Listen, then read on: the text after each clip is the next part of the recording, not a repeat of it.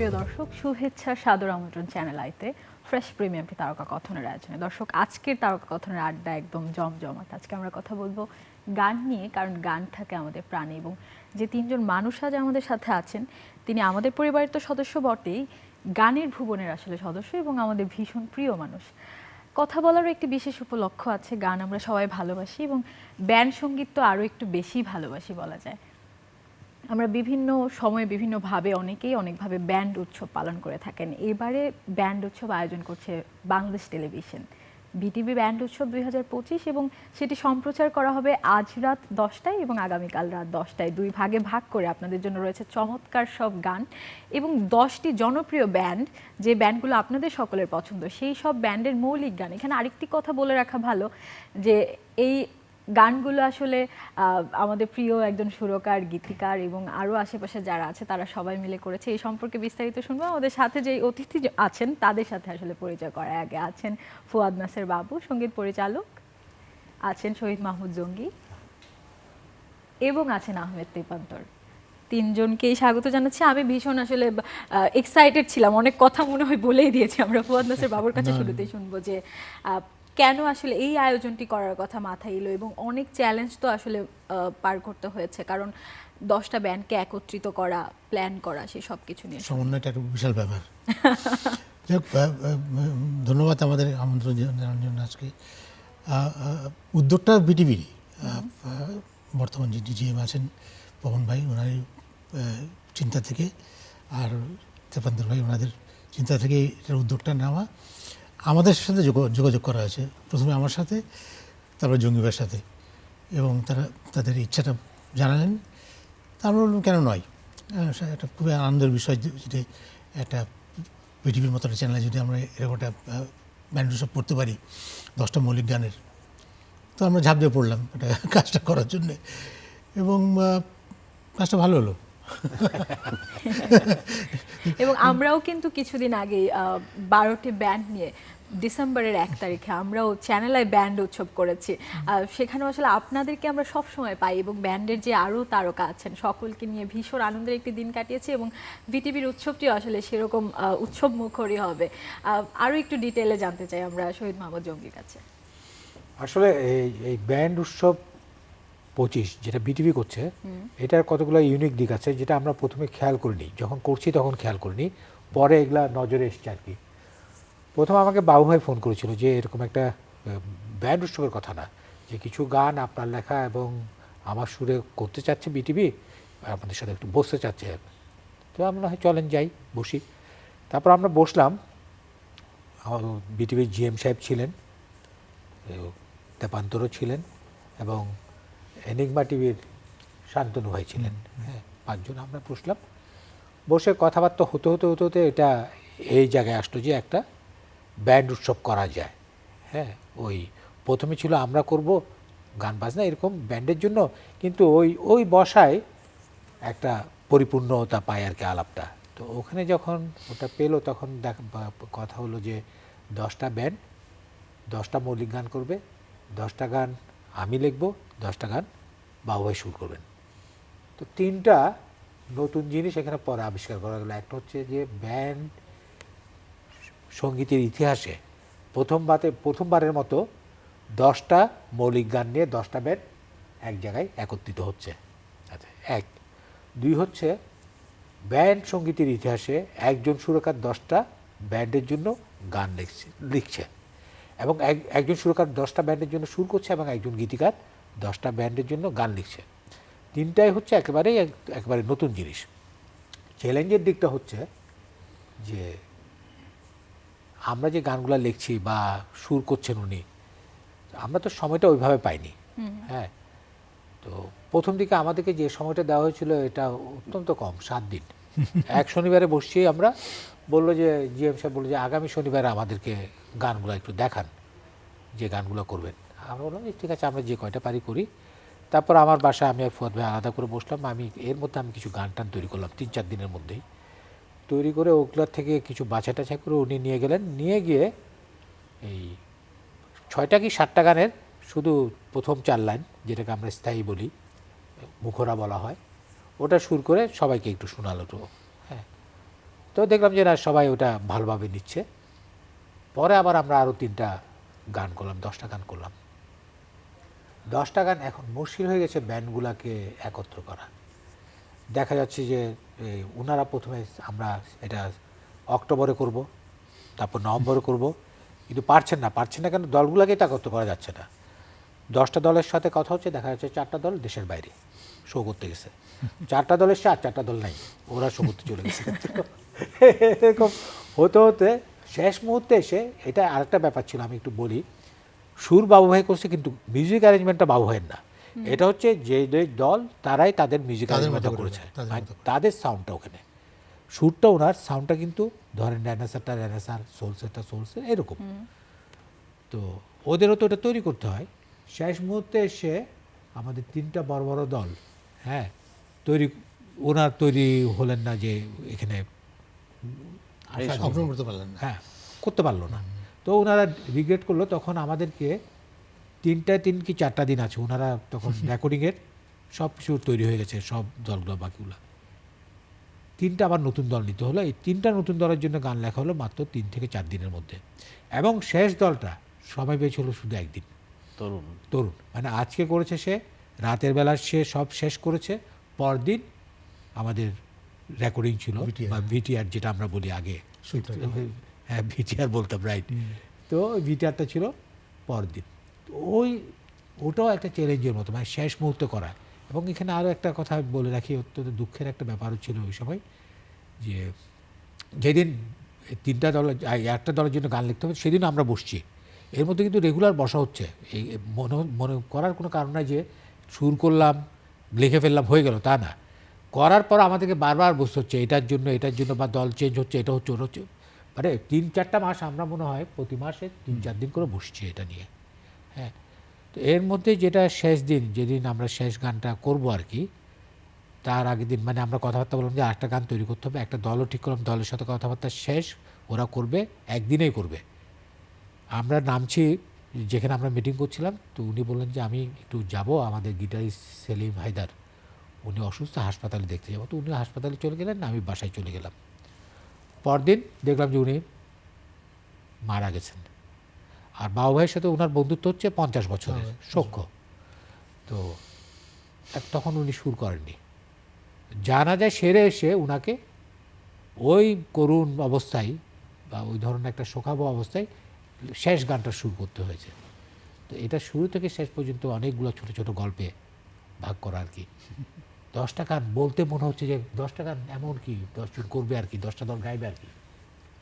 এবং আমরা যখন শিল্পীদের সেই ভালোবাসাটা দেখতে পাই, সেই এফোর্টটা দেখতে পাই, তখন কিন্তু আমাদের সম্মান আসলে বেড়ে যায়। আমরা তেপান্তরের কাছে একটু শুনবো, এই পুরো সঙ্গীত আয়োজনটাকে আপনি কিভাবে কাছে থেকে দেখছেন? ধন্যবাদ চ্যানেল আইকে, আপনাকেও ধন্যবাদ। কাছ থেকে বলতে দেখায় যে তাদেরকে যেভাবে কাছ থেকে দেখছি, ঠিক এতটা কাছ থেকেই পুরো আয়োজনটা দেখা এবং সাথে থাকা। আমি সবচেয়ে লাকি এই জন্য যে তাদের সাথে থাকতে পেরেছি, এবং তারা আমাকে স্নেহের সাথে তাদের পাশে রেখেছে। একই সঙ্গে ধন্যবাদ বিটিভি কর্তৃপক্ষকে, বিশেষ করে জিএম সাহেবকে, খুব স্নেহের সঙ্গে আমাকে তারা পাশে রেখেছে। অনুষ্ঠানের শুরুটার থেকেই ছিলাম, এবং যেটা ভাই বললো, যেটা বিশ্লেষণটা সবচেয়ে ভালো দিয়েছে আমাদের জঙ্গি ভাই, আসলে আমার চেয়ে আর ওই ভাইয়ের চেয়ে, ফুয়াদ ভাইয়ের চেয়ে বেশি। আমাদের টোটাল আয়োজনটা কাছ থেকে দেখা বলতে, টোটাল আয়োজনটা কিন্তু আমরা কেউ এনিগমা টিভিতে বসেই করেছি, ওইখানে বসেই আমরা জিএম সহকারে সবাই ওখান থেকে বসে, বলা যেতে পারে প্রোডাকশনটা বিটিভির, কিন্তু আমাদের বসা, পরিকল্পনা সব কিছু এনিগমাতে ছিল। ওইখান থেকে আমাদের জিনিসটা কতটুকু আরও সফলভাবে করা যায়, বিস্তৃতি করা যায়, এবং সবাই মাঝে এটা ছড়িয়ে দেওয়ার ব্যাপারটা যেটা এটা থাকে, এই পরিকল্পনাগুলো আমরা ওইখান থেকে করেছি। এইগুলো করতে গিয়ে একেবারে মানে ওতপ্রোতভাবে সবার ম্যান টু ম্যান আমাদেরকে যেতে হয়েছে, প্রত্যেকটা ব্যান্ডের সাথে ইন্ডিভিজুয়াল যোগাযোগ করতে হয়েছে। এগুলো নিয়ে একটা ভয় ছিল যে আসলে ইন্ডিভিজুয়ালকে, সবাই তো নিজের গান গায়, নিজের লেখা গান গায়, এটা যেমন একটা চ্যালেঞ্জ ছিল এটা, যে আসলে বাবু ভাইয়ের, তাদের দুজনের কথা বলার পর কিন্তু কেউ অস্বীকার করে নাই, মানে সবাই কিন্তু স্বাগত জানিয়েছে। কিন্তু একটা প্রথম একটা ধাক্কা ছিল যে এই গানগুলো কি তারা ইন্ডিভিজুয়াল করবে কি না, একটা একজনের সুর, একজনের এই কি বলে লেখা, এগুলো করবে কি না। কিন্তু দেখলাম যে পরবর্তীতে সবাই শ্রদ্ধার সাথে গানগুলো নিল এবং গানগুলো করলো। এটা সবচেয়ে ভালো জায়গাটা ছিল। আরেকটা বিষয় হচ্ছে গিয়ে কাছ থেকে দেখার আগে যেটা হচ্ছে গিয়ে আমরা তো আসলে ভাইদেরকে দেখে দেখে বড় হয়েছি। যখন ভাইদের মেলা যায়রা গানটা তখন আমি স্কুলে যাই। তো ব্যাপারটা হচ্ছে গিয়ে ওই জায়গা থেকে একটা ভালোবাসা তৈরি হয়েছে। আর একটা হচ্ছে গিয়ে দীর্ঘদিন ব্যান্ডে ভালো মানে নতুন গান নেই, অনেক আগের গানগুলো বাজছে। আমাদের একটা চিন্তা ছিল যে এরকম যে নতুন গানগুলো যদি আসে, তো সামনে যে তারুণ্যের বাংলাদেশ বলি আমরা, তো তারুণ্যের বাংলাদেশ ভালো কিছু গান পেল, যেহেতু আল্লাহর রহমতে তারা এখনও আমাদের মাঝে আছে এবং গানগুলো তারাই দিতে পারবে, এটা কিন্তু অনেক আগে থেকে মনে হতো। তো সেই জায়গা থেকে বিটিভি কর্তৃপক্ষ যেমন বিষয়টাকে আমলে নেয় এবং আমলে নেওয়ার পরপরই তাদের সাথে আমরা আলোচনা করি এবং সাকসেস আলহামদুলিল্লাহ আজকে সেটি আমরা আজকে পর্দায় দেখতে পাবো। আমরা ফুয়াদ নাসির বাবুর কাছে আরেকটু শুনবো, এই যে আপনি সুর করলেন, এক একটা ব্যান্ডের তো দর্শন এক এক রকম, তো সেটি নিশ্চয়ই মাথায় ছিল যে এই ব্যান্ডের জন্য এইভাবে করতে হবে, ওই ব্যান্ডের জন্য এইভাবে করতে হবে, বা আমি আসলে জঙ্গি ভাইয়ের সাথে যখন কথা বলছিলাম মেকআপ রুমে তখন বলছিলাম যে একই হয়ে যাচ্ছিল না বা একটু আলাদা করতে কষ্ট হচ্ছিল না যে 10টা গান আপনি একই সাথে করছেন? এই চ্যালেঞ্জটা তো থাকেই, কারণ 10টা সুর এই স্বল্প সময় করা এবং এটি আনাটা, বৈচিত্র্য আনাটা। তারপরে আরও চ্যালেঞ্জ ছিল যে কে কোন গান গাইবে সেটাও আমরা জানতাম না। ধরুন আমি একটা গান উনি লিখলেন, আমি সুর করলাম, এটা কি নির্ধারিত কোনো দলের জন্যে? তা নয়, সব দল এসে শুনলো গানটা, তারা পছন্দ করলো, এই গানটা আমার ভালো লেগেছে, তারা করবে। এবং তাদের সহযোগিতা খুব পেয়েছি এই কাজটা করতে গিয়ে। ভালো হচ্ছে তারা খুব ইসের সাথে এগিয়ে এসছে এবং আমরাও এটা ওদের সেই স্পেসটা দিয়েছি যে গানটা একান্তই তাদের গান হবে। দিনের শেষে ধরুন শিরোনামের গান, শিরোনামের গান, দিনের শেষে রেনেসার গান, এটা রেনেসারই গান, এবং তারা সেইভাবে এটাকে কম্পোজিশন করে উপস্থাপন করবে। আমার গান সুর বা ওনার লেখা ওটা বড় কথা নয়। যাক, এটা তারপর আমার মনে হচ্ছে যথেষ্ট পরিশ্রম করেছে সবাই যথেষ্ট পরিশ্রম করে এবং সিনসিয়ারলি কাজটা করতে চেয়েছে। আজ রাতের পর্দায় আপনি বুঝতে পারবেন সবার সিনসিয়ারিটি। আমরা শহীদ মাহমুদ জঙ্গির কাছে শুনবো, কোন 10টি ব্যান্ড আসলে এখানে আমরা দেখতে পাবো, কাদেরকে একটু শুনবো? এখানে যারা আছে আমি বলি, সোলস আছে, রেনেসা আছে, ফিডব্যাক আছে, দলছুট আছে, নোভা আছে, শিরোনামহীন আছে, প্যান্টাগন আছে, নির্ঝর আছে, তরুণ আছে, পার্থিব আছে। 10টা হলো তো? কোনোটা যদি বাদ পরে মাফ করে দিবেন। প্রত্যেকটি ব্যান্ডই কিন্তু আসলে আমাদের মনে তাদের একটা বিশেষ জায়গা আছে, তাহলে গানগুলো আসলে নিশ্চয়ই চমৎকার হবে। এই একই প্রশ্ন আমি আপনাকেও করতে চাই যে আসলে যখন লিখছিলেন তখন চ্যালেঞ্জিং মনে হয়েছিল কিনা যে 10 জনের জন্য 10টা আলাদা আলাদা আসলে লিখতে হবে? হ্যাঁ, এটা কিন্তু মাথায় আসতো না তা না, কিন্তু আমার যখন যেটা মনে হচ্ছিল আমি লিখছিলাম, এবং এই যখন সুর করছে তখন এটাও তো ভাবনা ছিল, মানে বাবু ভাইয়ের মনের মধ্যে ওটা থাকবে যে 10টা সুর একই সময়ে করছি, তো একই সময়ে লেখা তো ছিল, চ্যালেঞ্জ ছিল। কিন্তু হওয়ার পর দেখলাম যে না, তেমন কোনোটার সাথে কোনোটার মিল নাই। এবং একটা মজার ব্যাপার বলি, ওনারা প্রথমে টেলিভিশনে দলগুলোকে ডেকেছিল যে আপনাদের গানটা আপনারা নিয়ে যান বাছাই করে। যারা যারা আসতে পেরেছে এসেছিল কিছু দল, তো ওরা বাছাই করেছে। এবং ইন্টারেস্টিং ঘটনা কি জানেন, যারা যেটা বাছাই করেছে একটা গানের প্রতি 2 জন যায়নি, কিন্তু যে গানটা ডাইনোসর পছন্দ করলো, সোলসও পছন্দ করলো, এরকম না, সবাই কিন্তু আলাদা আলাদা গান পছন্দ করেছে। গানের সুর শুনেছে মুখারা, আর লেখাটা দেখেছে, এই লেখাটা ছিল সামনে টেবিলে, এই লেখা, এই গান শোনাচ্ছে, একজন পছন্দ করছে, যার যারটা পছন্দ করছে, এবং একজনের সাথে আরেকজনের না করেনি। তার মানে সবার মনের মতো গান পেয়েছে। যেমন আমি একটা গল্প দিতেও বললাম, আমাকে মাসুম বলছে সোলসের, যোগী ভাই আমরা যে গানটা নিলাম এটা অন্যরা নিল না কেন, এত একটা ভালো গান। হ্যাঁ, আচ্ছা তুমিও তো অন্যটা নাও নি। হ্যাঁ, তাই না? তো এটাই হয়েছে। এবং আরও একটা মজার দিক হচ্ছে, বাবু ভাইয়ের স্টুডিওতে আমরা এলিটার একটা গানের কাজ করছিলাম, আমি, পিলু খান, বাবু ভাই, পিলু খান হচ্ছে রেনেসার। সেদিন এই সুরগুলো হয়েছে, তো আমরা জাস্ট ফিডব্যাক পাওয়ার জন্য শোনাচ্ছি আর কি, কেমন হচ্ছে। রেনেসার যে গানটা করেছে আজকে এটা শুনবেন, তো পিলু খান বলছে এই গানটা কি কেউ নিয়েছে? আমরা বলছি না, এখন তো ডিস্ট্রিবিউট হয়নি। বলে আচ্ছা, কেউ না নিলে এই গানটা আমাকে দিয়েন। ফরচুনেটলি ওই গানটা কেউ নেয়নি, এবং ওটা রেনেসার কাছে গেছে। এই মানে কাকতালীয় কাকতালীয়ভাবে এটা কাকতালীয়ভাবে। হয়েছে। আর তবে একটা আপনাদের এমন ইনফরমেশন, কোনো চিন্তা ছিল না যে এই গানটি এই ব্যান্ডের জন্য না, না, লিখছি? না, কারণ প্রথম দিকে তো আমরা জানি না কোন কত band ব্যান্ড অসংখ্য- গাবে এটাই তো জানি না। আমরা আমরা অন্ধকারে। আমরা আমরা ধরে নিয়েছি সবাই তো আর করতে পারে না, মানে প্রিঅকুপাইড থাকে, এটা থাকে ওটা থাকে, বিভিন্ন সুবিধা অসুবিধা আছে। যেমন আমাদের বড় 3টা ব্যান্ডকে তো আমরা পাইনি, যেমন মাইলসকে পাইনি, ওয়ারফেস পাইনি, তারা গান নিয়েছে কিন্তু আসতে পারেনি। ডিফারেন্ট টাচকে পাইনি। তো হয়তো সামনে পাওয়া যাবে, আবার সামনেও দেখা যাবে যে আবার 2-3টাকে পেলাম না, এটা তো হতেই থাকবে। তো ওইভাবে আমরা চিন্তা করিনি, আমরা চিন্তা করছি আমরা ব্যান্ডের গান করছি। তো একটা সুবিধা ছিল কি, আমি তো সেই 78 থেকে ব্যান্ডের জন্য গান লিখছি, উনিও প্রায় একই সময় থেকে ব্যান্ডের জন্য সুর করছে। তো ধারাটা তো ব্যান্ডের আছে, লেখাতেও পুরা 10টা গানের মধ্যে আমাদের প্রেম একটা কিন্তু বড় বিষয় গানের ক্ষেত্রে। হ্যাঁ, ওটাকে অস্বীকার করতে আপনি গান করতে পারবেন না।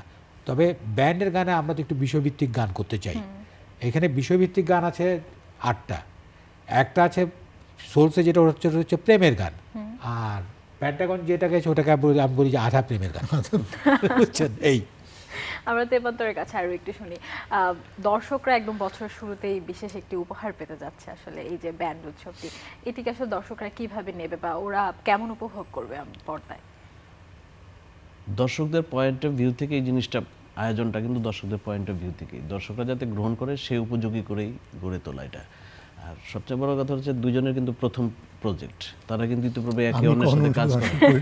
তো এটা একটা বিশেষ ধামাকা থাকতে পারে। দর্শকরা মানে যারা ব্যান্ড শ্রোতা, তারা কিন্তু ইতিপূর্বে ফুয়াদ নাসের বাবু ভাই বা জঙ্গি ভাইকে কখনো একসাথে পায় নাই, কিন্তু এটা কিন্তু একটা বড় বিষয় যে একসাথে এতগুলো গান নিয়ে পাচ্ছে। তো আমার মনে হয় যে যারা ব্যান্ডের দর্শক বা শ্রোতা, তারা একটা বিশেষ ধামাকা পাবে এখান থেকে। আমার মনে হয় এটা একদম, এটার একটা বিশেষত্ব আছে। কিন্তু ধরেন আমি বলছিলামও যে একটা হয় না, যেমন আমি আমার সাথে গান বেশি হয়েছে এলআরবির সাথে, রেনেসার সাথে, সোলসের সাথে, একবারে ওদের জন্মলগ্ন থেকেই আর কি। আবার ফিডব্যাকের কাজ শুরু করলাম আমি পেয়ারু খানের সুরে গান করেছি, কিন্তু বাবু ভাই সুরে করা হয়নি। হ্যাঁ, তো আবার আলাদা ঘরানা তো, ওদের সুর আর বাবু ভাই সুরের মধ্যে একটা আলাদা আছে। আবার ওনাদের জন্য যারা লিখতো তাদের লেখার সাথে আমার লেখার হয়তো কিছুটা পার্থক্য তো আছেই, এবং হয়তো একটা 3টা বড় ব্যান্ডের সবই একটা ব্যান্ডের নিজস্বতা আছে। সাউন্ড থাকে। হ্যাঁ, ওই জায়গার একটা লিরিক্স আর এই জায়গার একটা সুর, এটা মিলে তো একটা আবার নতুন কিছু হচ্ছে। মানে যারা আসছে ব্যান্ডগুলো, যাদেরকে ওনারা অফার করেছে, তারা প্রথমে তো এটা অ্যাকসেপ্ট করছে যে মানে না ঠিক আছে, বাবু ভাই সুর, জঙ্গি ভাইয়ের লেখা, আমরা তো আসবোই। ব্যান্ডগুলো তো সাধারণত নিজের সুরে গান করে, বেশি লিরিক্সটা হয়তো এদিক ওদিক হয় অনেকের ন্যায়, নিজের সুরে করে। এটা ফার্স্ট টাইম এরকম একটা জিনিস হলো, যারা ব্যান্ডগুলা তাদের নিজের জায়গা থেকে সরে এসে এই ধরনের একটা কাজ করলো। এবং এই যে একজনই 10টি গান সুর করছে, একজনই লিখছে, সেটিও কিন্তু একটা অনন্য মাত্রা যোগ হ্যাঁ, করবে অনন্য আসলে মাত্রা, উৎসবটিতে। এটা আমরা ভাগ্যবান, বুঝছেন? ওই যে কপালে কপালে কেমনি এসে গেছে আর কি। আমার তো মনে হয় আমরা দর্শক হিসেবে আসলে ভাগ্যবান যে আমরা সেই এই দুজন লিজেন্ডারি মানুষ আসলে একই সাথে একটি কাজ করছে এবং সেটা আমরা দেখতে পাচ্ছি। আমরা ফুয়াদ নাসের বাবুর কাছে আবারও একটু শুনবো, আপনার কাছে কি মনে হচ্ছে আজকে আচ্ছা, একটা বলে নিই, একটা মজার বলে দিই। 2-3 মাস আগেই, এই অনুষ্ঠানের শুরু 2-3 মাস আগে, আমরা একটা অনুষ্ঠানে বিশ্ব সাহিত্য কেন্দ্রে যারাই দেখে আমাদের একসাথে গান নাই কেন এটা নিয়ে কথা বলতে। হ্যাঁ, তো আমি বাবার বলে, বাবা আর তো হয় না, চলেন করে ফেলি। তার কিছুদিন পরে এটা এসেছে, করলাম। দর্শকের সে চাওয়ার আসলে অবসান ঘটেছে। আপনার কাছে আসলে কি মনে হচ্ছে আজকে রাত 10টায় যখন পর্দায় আমরা দেখবো, তখন দর্শকরা আসলে কিভাবে নেবে বা আমাদের কাছে কেমন লাগবে? পজিটিভ। আমার কাছে মনে হয় গান এমনি ভালো হয়েছে, উনি ভালো লিখেছেন, আমি আমার সাধ্যমতো চেষ্টা করেছি। বিটিভি খেটেছে, বিটিভি তো অসম্ভব পরিশ্রম, সারাদিন ব্যাপী এটা শ্যুট করাটা, ক্যামেরাম্যান এবং অন্য যারা কলাকুশলী আছে অনেক কষ্ট করেছেন।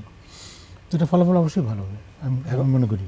এবং ওই দিন বিটিভিতে যেদিন রেকর্ডিংটা হচ্ছে, সেখানেও মোটামুটি সমাবেশ হয়ে গেছে। কিন্তু মানে ওদের যারা কাজ টাজ করতো আর কি, সবাই ছেড়ে টেড়ে দিয়ে এসে শুটিং সেটের মধ্যে উৎসবমুখর পরিবেশ ছিল। সেটটা অনেক বড়, ওদের তো বিটিভির স্টুডিওগুলো তো বিশাল, তো বাইরে পিছন দিকে সব চারিদিকে। সেজন্য বোধহয় আমরা একটু ওই যে প্রযোজক মোর্শেদ, গোলাম মোর্শেদকে একটু ধন্যবাদ জানাতে পারি। গোলাম মোর্শেদ, এটার প্রডিউসার ছিলেন গোলাম মোর্শেদ, অসাধারণ কাজ করেছে, খেটেছেন। জিএম সাহেব তো খেটেছেন, আগেই বলেছি, তেপান্তর খেটেছে।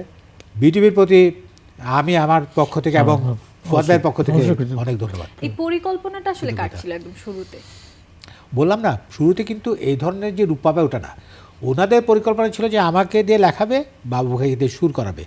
এটা যে উৎসবে চলে যাবে, ওটা ওই যে আমরা যেদিন বসলাম, বসা থেকে আস্তে আস্তে আস্তে আস্তে চালে কী করা যায়, 3-4টা গান না এরকম করতে করতে না, মানে এটাকে আরো বড় পরিসর দেওয়াটার টোটাল বিষয়টা জিএম সাহেবের মাথা থেকে মাথা থেকে বেরিয়েছে। এসেছে। আমরা শুধু প্রথমে একটু ভেবেছি এটা, কিন্তু যখন নাকি ওইটা- ওই প্রথম বসার মিটিং, মধ্যেই বললাম আমি। ওই বসার মধ্যেই বললাম, তাহলে আমরা উৎসব করি। শান্তনু ভাইয়ের ওখানে যখন বসলাম আমরা এই 5 জন, তখন জিএম সাহেব আস্তে আস্তে বাড়াচ্ছে আস্তে আস্তে বাড়াচ্ছে, যে এইভাবে করেন, একে নেন তাকে নেন, মানে যে এতটা সাহস প্রথমে আমরা করতেই পারিনি, বা ভাইয়েরাও চিন্তা করতে পারিনি, কিন্তু দেখি আস্তে আস্তে আমাদের চেয়ে সে বেশি ভাবছে আরো। হ্যাঁ, ভালো। প্রথম দিকে মানে ওনাদের চিন্তা নতুন ছিল পুরীর পরে হয়তো ব্যান্ডের 3-4টা প্রোগ্রামটা একটা বড় একটা ইভেন্ট বিটিভির জন্য। একদম। এবং বলছিলেন যে সুর করতে বা লিখতে 1 সপ্তাহের মতো সময় পেয়েছেন, কিন্তু পুরো ব্যাপারটা আসলে হতে কত সময় লেগেছে? 3-4 মাস পরিকল্পনা লেগে থেকে গেছে। শুরু করে। সুর করতে পারি কি, সুর সবগুলা না, আমরা 6-7টা গান তখন রেডি করলাম এক সপ্তাহ। 6-7টা গান রেডি করা অসম্ভব একটা ব্যাপার, এই ব্যান্ডের গান। অল্প সময়ের মধ্যে। ব্যান্ডের গান তো, কারণ এগুলো তো প্রেমের গান হয়তো, আর কিছু কিছু চটুল গান হয়তো সম্ভব, কিন্তু ব্যান্ডের গান ইস রিয়েলি একটা আলাদা পারপাস থাকে তো আসলে। অনেক কিছু ভাবতে হয়েছে আর কি। বা আলাদা ভাবতে হচ্ছে। যেমন ধরেন যে আমার 14টা গানের মধ্যে বাবু ভাই 2টা গানের দিকে তাকায়নি, ওই 2টা গানই ছিল প্রেমের গান।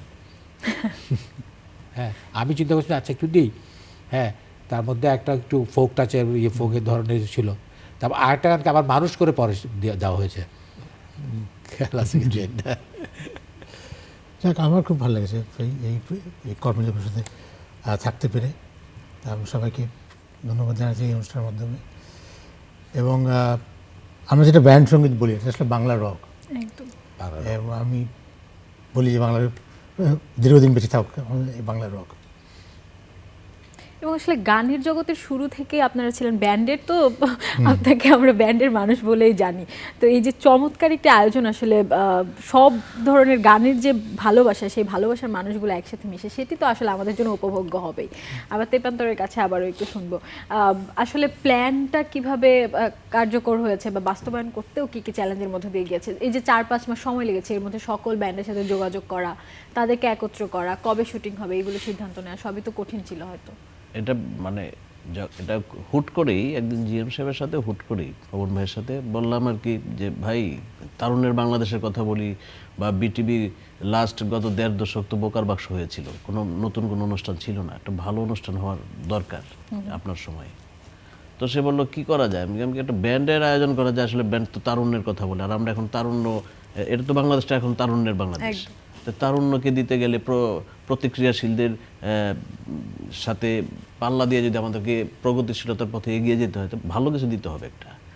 তো আপনার ব্যান্ড দিয়ে শুরু করতে পারি, ভালো ব্যান্ডের গান কিন্তু অনেক দিন যাবত নাই, অথচ লিজেন্ড যে ব্যান্ডগুলো আছে তারা কিন্তু আগের গানগুলো গেয়ে যাচ্ছে।